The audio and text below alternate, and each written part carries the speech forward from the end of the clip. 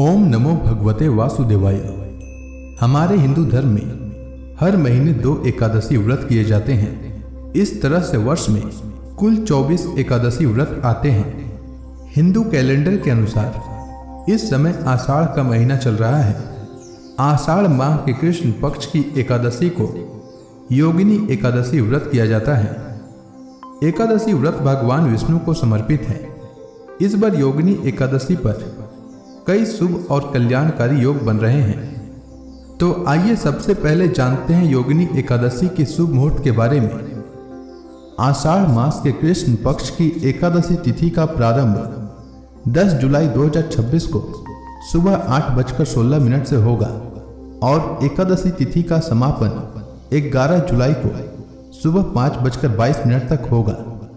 इस बार योगिनी एकादशी का व्रत 2 दिन रखा जाएगा। योगिनी एकादशी स्मार्त मत के लिए 10 जुलाई को है, वहीं योगिनी एकादशी वैष्णव मत के लिए 11 जुलाई को है।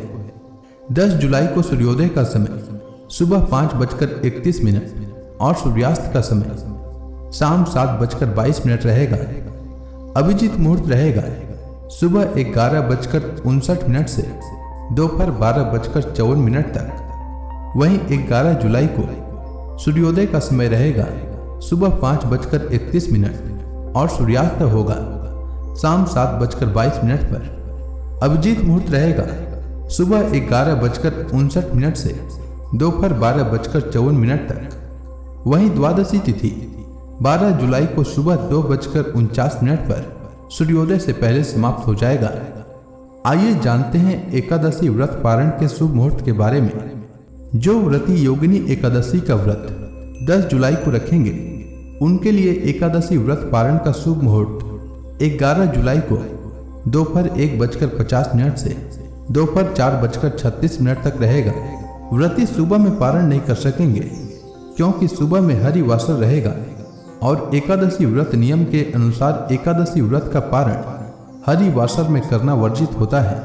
ऐसा करने से व्रत खंडित हो जाता है। इसलिए जो व्रती 10 जुलाई को व्रत रखेंगे वे 11 जुलाई को सुबह में पारण नहीं कर सकेंगे। इस बात का विशेष ध्यान रखना चाहिए। वहीं जो व्रती योगिनी एकादशी का व्रत 11 जुलाई को रखेंगे उनके लिए एकादशी व्रत पारण का शुभ मुहूर्त 12 जुलाई को सुबह 5:32 से सुबह 8:18 तक रहेगा। आइए जानते हैं योगिनी एकादशी पूजा विधि के बारे में। योगिनी एकादशी के दिन प्रातः काल जल्दी उठकर स्नान करने के बाद स्वच्छ वस्त्र धारण करें और पूजा स्थान को गंगा जल से पवित्र करें। भगवान विष्णु की प्रतिमा या चित्र स्थापित कर उन्हें पीले पुष्प, तुलसी दल, फल, पंचामृत और नैवेद्य अर्पित करें। इसके पश्चात ओम नमो भगवते वासुदेवाय इस मंत्र का जप करें। साथ ही विष्णु सहस्त्रनाम या श्रीमद् भगवद गीता का पाठ करना भी लाभकारी होता है। दिन भर व्रत का पालन करें और रात्रि में भजन कीर्तन के साथ भगवान का स्मरण करें। व्रत में कुछ विशेष नियम का पालन करना चाहिए, जैसे व्रत के दौरान सात्विक आचरण का विशेष महत्व होता है। इस दिन क्रोध, झूठ, निंदा और तामसिक भोजन से दूर रहना चाहिए। चावल और अन्य अनाज का सेवन वर्जित माना जाता है। व्यक्ति अपनी क्षमता के अनुसार निर्जल, फलाहार या जल के साथ व्रत रख सकता है। साथ ही पारण के भोजन में प्याज और लहसुन का प्रयोग नहीं करना चाहिए। अब आइए सुनते हैं योगिनी एकादशी व्रत कथा। योगिनी एकादशी व्रत की कथा के अनुसार धर्मराज युधिष्ठिर ने भगवान श्री कृष्ण से कहा, हे द्वारिकाधीश, मैंने ज्येष्ठ महीने के शुक्ल पक्ष की निर्जला एकादशी की कथा सुनी। अब आप कृपा करके आषाढ़ महीने की कृष्ण पक्ष की एकादशी की कथा सुनाइए।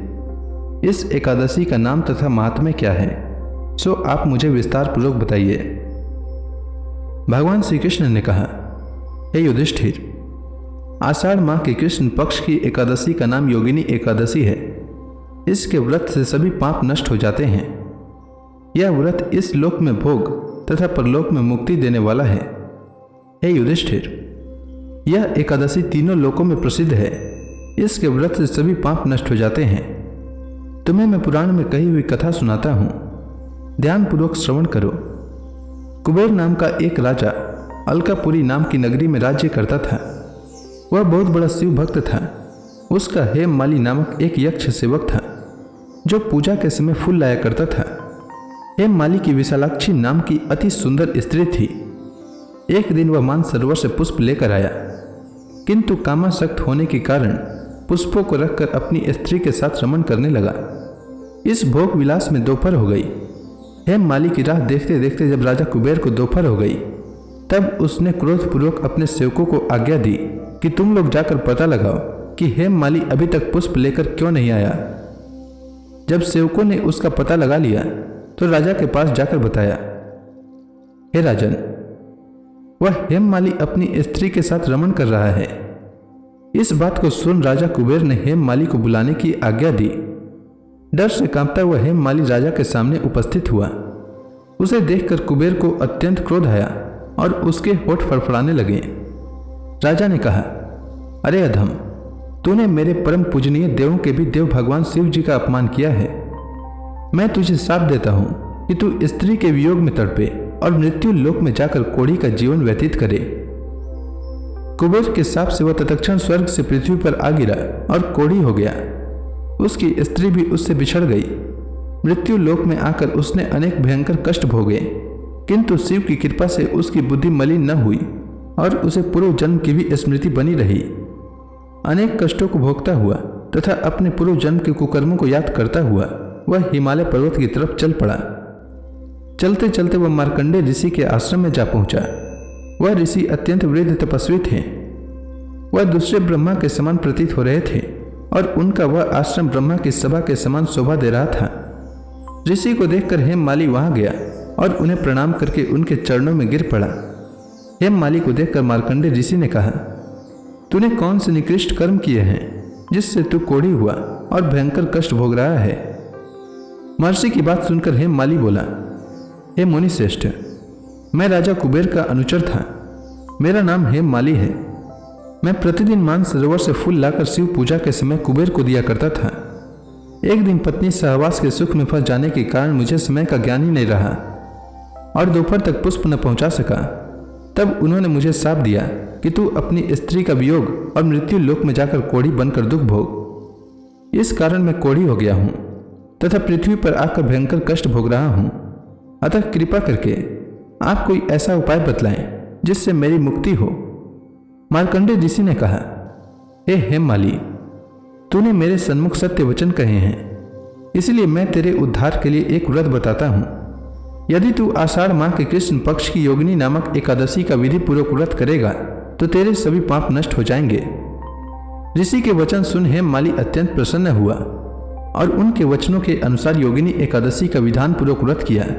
इस व्रत के प्रभाव से अपने पुराने स्वरूप में आ गया और अपनी स्त्री के साथ सुखपूर्वक रहने लगा। हे राजन, इस योगिनी एकादशी की कथा का फल 88,000 ब्राह्मणों को भोजन कराने के बराबर है। इसके व्रत से सभी पाप नष्ट हो जाते हैं और अंत में मोक्ष प्राप्त करके प्राणी स्वर्ग का अधिकारी बनता है। तो इसी के साथ योगिनी एकादशी व्रत की कथा समाप्त होती है। तो प्रेम से बोलिए भगवान विष्णु की जय, श्री कृष्ण भगवान की जय, समस्त देवी देवताओं की जय। अब आप सभी हाथ जोड़कर भगवान श्री हरि का ध्यान करें, आरती होने वाली है। ओम जय एकादशी माता मैया, जय एकादशी माता। विष्णु पूजा व्रत को धारण करके, विष्णु पूजा व्रत को धारण करके शक्ति मुक्ति पाता। ओम जय एकादशी माता। तेरे नाम गिनाऊं देवी, भक्ति प्रदान करनी, भक्ति प्रदान करनी। गण गौरव की देनी माता, गण गौरव की देनी माता, शास्त्रों में बरनी। ओम जय एकादशी माता।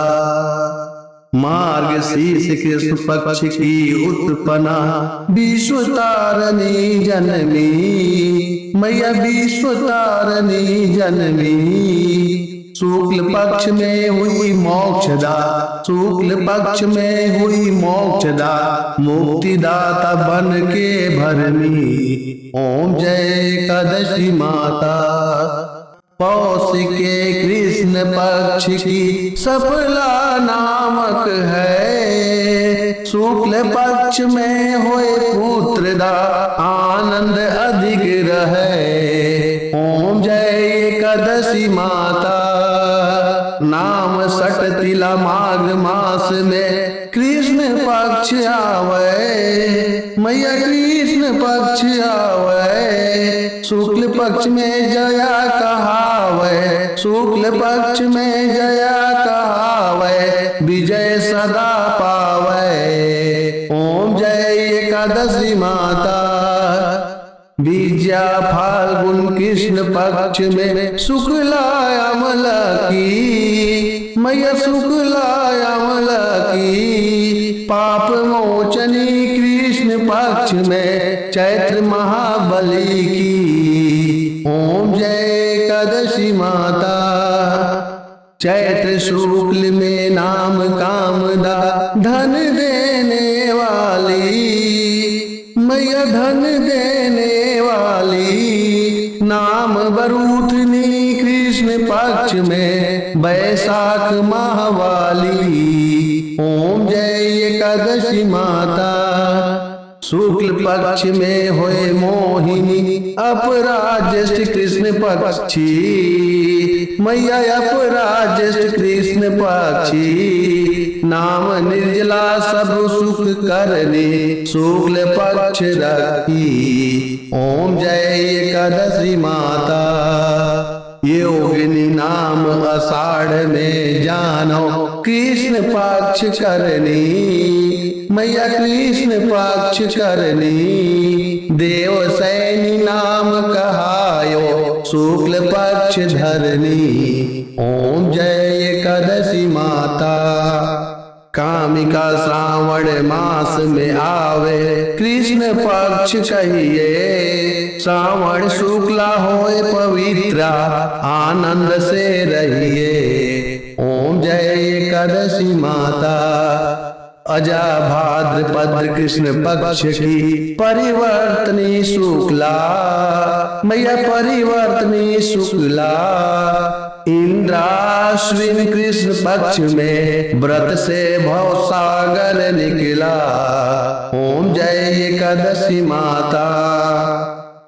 पापांकुश है शुक्ल पक्ष में आप हरणहारी, मैया आप हरणहारी, रमा मास कार्तिक में आवे, सुखदायक भारी। ओम जय एकादशी माता। देवोत्थान शुक्ल पक्ष की दुख नाशक मैया, पावन मास में करो विनती, पार करो नैया। ओम जय एकादशी माता। परमा कृष्ण पक्ष में होती जन मंगल करनी, मैया जन मंगल करनी, शुक्ल मास में होए पधिनी, दुख दरिद्र हरनी। ओम जय एकादशी माता। जो कोई आरती एकादशी की भक्ति सहित गावे, मैया भक्ति सहित गावे, जन गुरु दिता स्वर्गवासा, निश्चय वह पावे। ओम जय एकादशी माता। तो प्रेम से बोलिए विष्णु भगवान की जय, माता लक्ष्मी की जय,